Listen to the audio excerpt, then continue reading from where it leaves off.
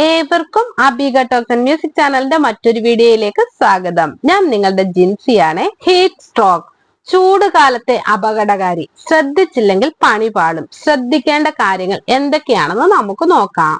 ചൂട് ദിനംപ്രതി കൂടിക്കൊണ്ടിരിക്കുകയാണ്. വീട്ടിലിരുന്നാൽ പോലും മനുഷ്യൻ ഉരുകി വിയർക്കുന്ന അവസ്ഥയിലേക്ക് നീങ്ങിക്കൊണ്ടിരിക്കുന്നു. AC ഇല്ലെങ്കിൽ കിടന്നുറങ്ങാൻ പോലും സാധിക്കാത്ത അവസ്ഥയാണ് ഇപ്പോൾ.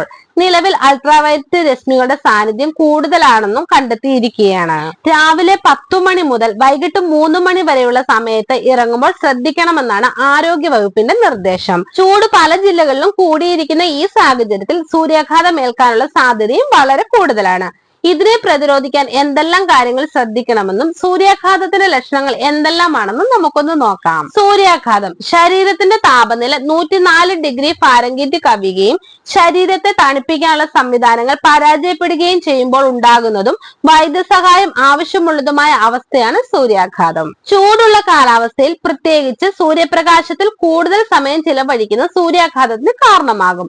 കഠിനമായ ശാരീരിക പ്രവർത്തനങ്ങൾ ഏർപ്പെടുന്നത് പ്രത്യേകിച്ച് ചൂടുള്ള കാലാവസ്ഥയിൽ സൂര്യാഘാതത്തിന് കാരണമാകും. മതിയായ അളവിൽ വെള്ളം കുടിക്കാതിരിക്കുന്നത് നിർജ്ജലീകരണത്തിനും കാരണമാകും.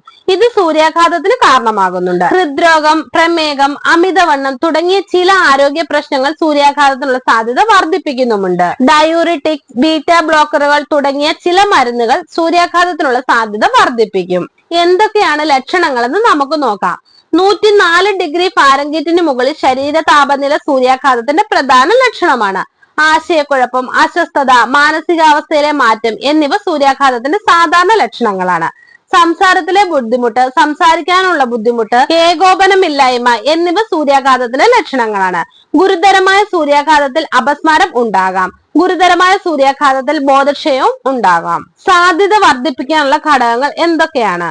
പ്രായമായവരിലും ചെറിയ കുട്ടികളിലും സൂര്യാഘാതം ഏൽക്കാൻ കൂടുതൽ സാധ്യതയുള്ളവരാണ്. മുകളിൽ പറഞ്ഞ പോലെ തന്നെ ഹൃദ്രോഗം, പ്രമേഹം, അമിതവണ്ണം തുടങ്ങിയ ചില ആരോഗ്യ പ്രശ്നങ്ങളും സൂര്യാഘാതത്തിനുള്ള സാധ്യത വർദ്ധിപ്പിക്കുന്നുണ്ട്. രക്തയോട്ടത്തിലെയും ശരീര താപനില നിയന്ത്രണങ്ങളിലെയും മാറ്റങ്ങൾ കാരണം ഗർഭിണികൾക്കും സൂര്യാഘാതം ഏൽക്കാനുള്ള സാധ്യത വളരെ കൂടുതലാണ്.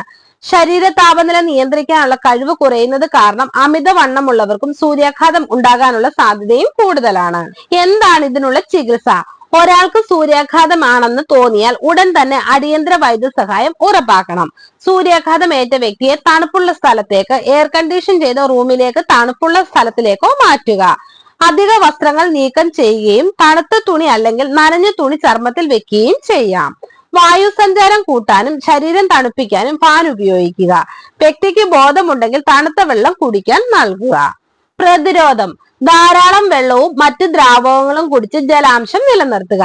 തണുപ്പുള്ള എയർ കണ്ടീഷൻ ചെയ്ത സ്ഥലത്തോ തണുപ്പുള്ള സ്ഥലത്തോ കഴിയുക. പകൽ സമയത്ത് കഠിനമായ പ്രവർത്തനങ്ങൾ ഒഴിവാക്കുക.